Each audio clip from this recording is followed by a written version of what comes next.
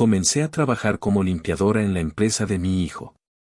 El hijo que me arrebataron hace 40 años. El reloj marcaba las 5 de la madrugada cuando sonó mi despertador. Mis huesos cansados protestaron mientras me incorporaba lentamente en la cama. A mis 58 años, el cuerpo me recordaba cada día el peso de una vida de trabajo duro y penurias. Me vestí con el uniforme gris que la agencia de limpieza me había proporcionado, me recogí el cabello salpicado de canas en un moño austero y salí de mi pequeño apartamento en las afueras de Madrid. Era mi primer día en un nuevo trabajo, limpiadora en Grupo Empresarial Montero, uno de los conglomerados más importantes del país. Nunca imaginé que el destino me llevaría precisamente allí, al epicentro de mi dolor más profundo. 40 años atrás, con apenas 18 años, di a luz a un niño hermoso al que apenas pude sostener entre mis brazos. Mi familia, conservadora y estricta, no pudo soportar la vergüenza de una hija soltera embarazada. El padre de mi hijo, un joven de buena familia con quien había soñado construir un futuro, desapareció en cuanto supo de mi estado. Sola, sin recursos y bajo una presión insoportable, firmé los papeles de adopción entre lágrimas. Es lo mejor para él, me dijeron. Tendrá oportunidades que tú nunca podrás darle. Aquellas palabras se convirtieron en el mantra que me repetí durante décadas para soportar el vacío que dejó su ausencia. El edificio de cristal y acero de Grupo Montero se alzaba imponente contra el cielo que comenzaba a clarear. Entré por la puerta de servicio, donde una supervisora malhumorada me entregó un carrito con productos de limpieza y me asignó la planta ejecutiva. No molestes a nadie, no toques nada importante y termina antes de las 8, fueron sus únicas instrucciones. Subí en el ascensor de servicio, sintiendo un nudo en el estómago que atribuía a los nervios del primer día.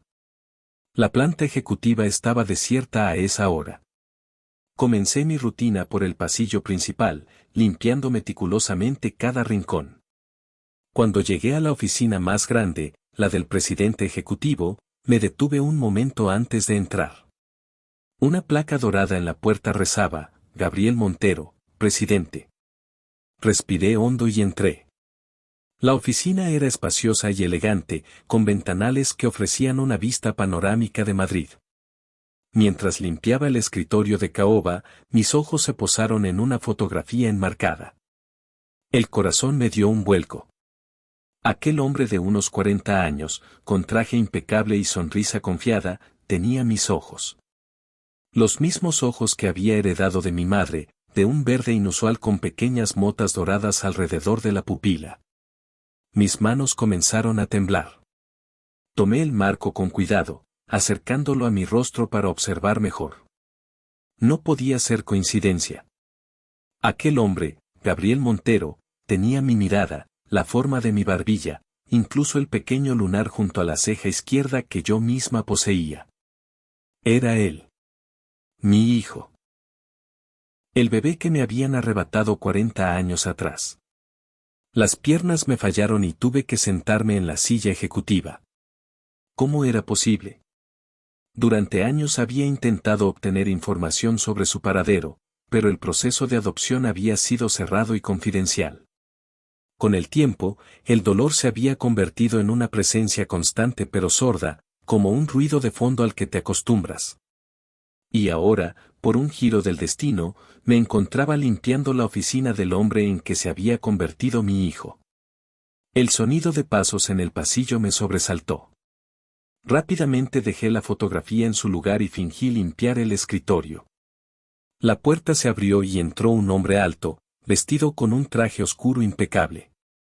Era él, Gabriel Montero, mi hijo. Me miró con sorpresa. Disculpe, no sabía que había alguien aquí tan temprano, dijo con voz grave y educada. Perdón, señor, balbuceé, evitando mirarlo directamente. Soy nueva en el equipo de limpieza. Ya me iba. No se preocupe, respondió con amabilidad. Puede terminar su trabajo. Yo solo vine a recoger unos documentos que olvidé ayer. Mientras él buscaba en un archivador, yo seguí limpiando, con el corazón latiendo tan fuerte que temía que pudiera escucharlo. Estaba a menos de 2 metros de mi hijo, del bebé que había sostenido en mis brazos durante apenas unas horas 4 décadas atrás. Quería mirarlo, memorizar cada detalle de su rostro, pero me contuve. No era el momento ni el lugar.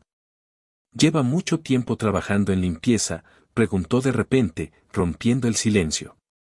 Casi toda mi vida, señor, respondí sin levantar la mirada.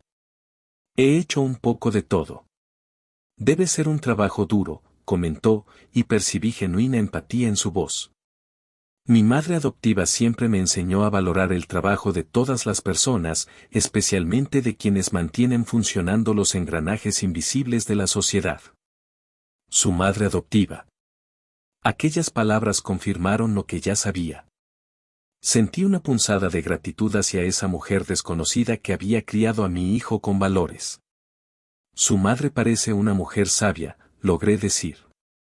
Lo era, respondió con un deje de tristeza. Falleció hace 5 años.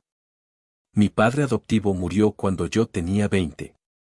Fueron personas maravillosas. Quería decirle tantas cosas. Quería contarle que no lo había abandonado por falta de amor, sino por exceso de él. Que había pensado en él cada día de mi vida. Que había celebrado en silencio cada uno de sus cumpleaños. Pero me limité a sentir y seguir con mi trabajo. Durante las semanas siguientes, establecimos una rutina silenciosa. Él llegaba temprano, siempre con una sonrisa y un saludo amable. A veces intercambiábamos algunas palabras sobre el tiempo, sobre Madrid, sobre trivialidades. Cada conversación era un tesoro que guardaba celosamente.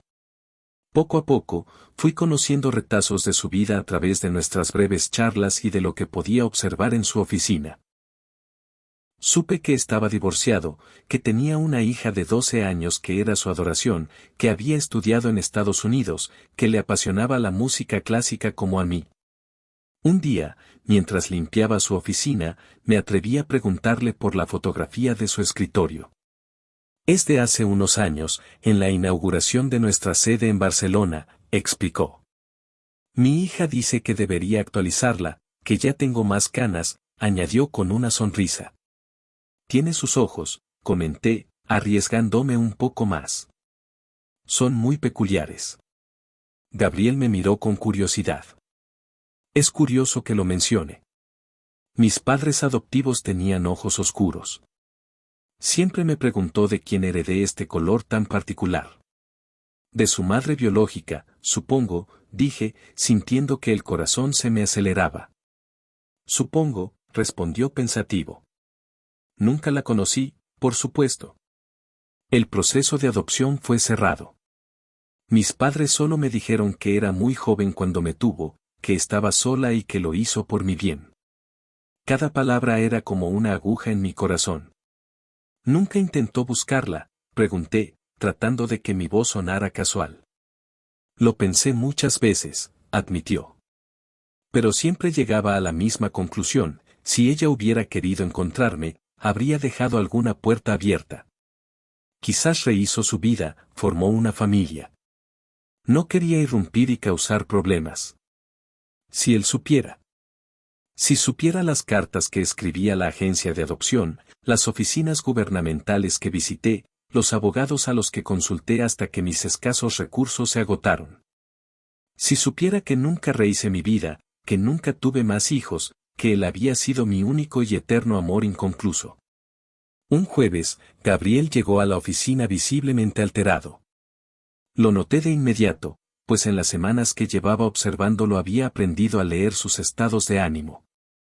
¿Se encuentra bien, señor?, me atreví a preguntar mientras recogía mi carrito para marcharme. Suspiró profundamente. No realmente, Carmen. Hoy habría sido el cumpleaños de mi madre adoptiva. Y además, acabo de recibir unos documentos que solicité hace meses. ¿Qué documentos?, pregunté, sintiendo una repentina inquietud. Contraté a un investigador privado, confesó. Para buscar información sobre mi madre biológica. Después de tantos años, sentí que necesitaba saber, entender por qué me dio en adopción. El investigador finalmente consiguió acceso a mi expediente original. El mundo pareció detenerse a mi alrededor. Después de 40 años, el momento que tanto había temido y anhelado estaba a punto de llegar. ¿Y qué descubrió?, pregunté con un hilo de voz. Su nombre era Carmen Suárez, dijo, y sus palabras resonaron en la oficina silenciosa. Tenía 18 años cuando me tuvo. Vivía en un pueblo cerca de Toledo. Intentó quedarse conmigo, según los informes sociales de la época, pero su familia la presionó para que me diera en adopción. El investigador dice que intentó rastrearla, pero el rastro se pierde hace unos 20 años. Carmen Suárez. Mi nombre en sus labios sonaba extraño, como si hablara de una desconocida y no de la mujer que estaba frente a él, la mujer que lo había llevado en su vientre, que lo había amado desde el primer instante. Quizás ella también lo buscó, susurré, incapaz de contenerme. Gabriel me miró con intensidad, como si de repente viera algo en mí que no había notado antes. ¿Por qué dice eso? Porque una madre nunca olvida, respondí, sosteniendo su mirada por primera vez. Porque hay circunstancias que nos obligan a tomar decisiones desgarradoras, pero el amor permanece. Un silencio denso llenó la habitación. Vi cómo sus ojos, mis ojos, se fijaban en los míos con una nueva comprensión. Vi cómo su mirada recorría mi rostro, deteniéndose en el lunar junto a mi ceja izquierda, idéntico al suyo. Carmen, dijo finalmente, con voz temblorosa.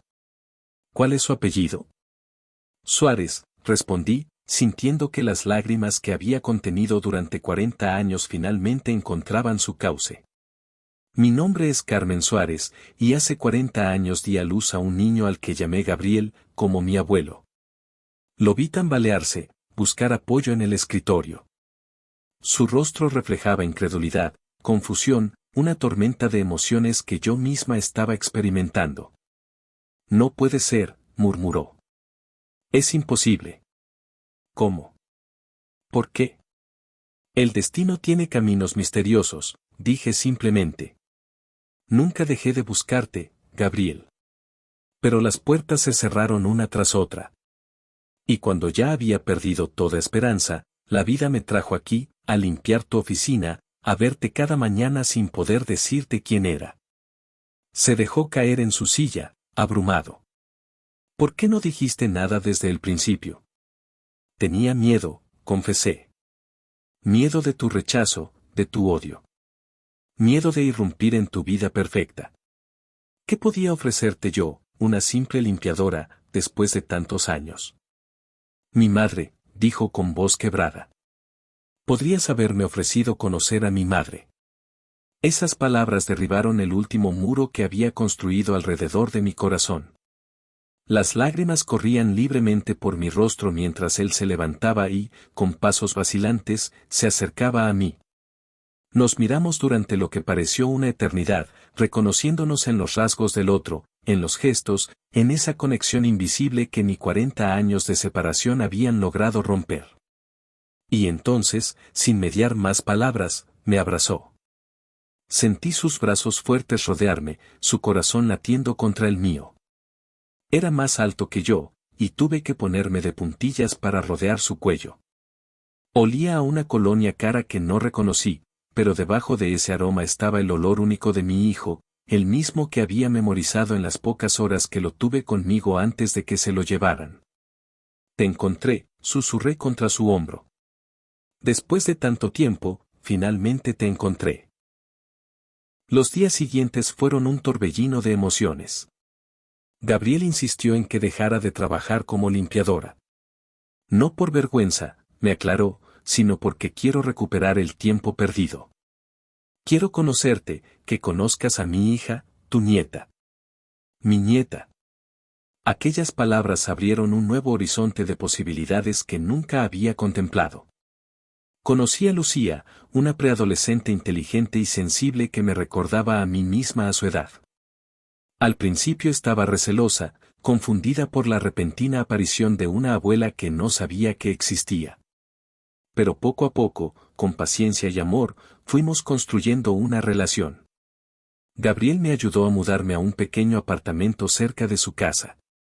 Me costó aceptar su ayuda, orgullosa como siempre había sido, pero entendí que era su forma de tender puentes sobre el abismo de 40 años que nos separaba. Comenzamos a conocernos, a descubrir nuestras similitudes y diferencias. Compartíamos el amor por la música clásica, la tendencia a fruncir el ceño cuando nos concentrábamos, la alergia a las fresas. Pero él había crecido en un mundo de privilegios que yo apenas podía imaginar, con oportunidades que yo nunca tuve. Una tarde, mientras paseábamos por el retiro, me atreví a preguntarle si alguna vez me había resentido por haberlo dado en adopción. Hubo un tiempo en que sí, admitió con honestidad.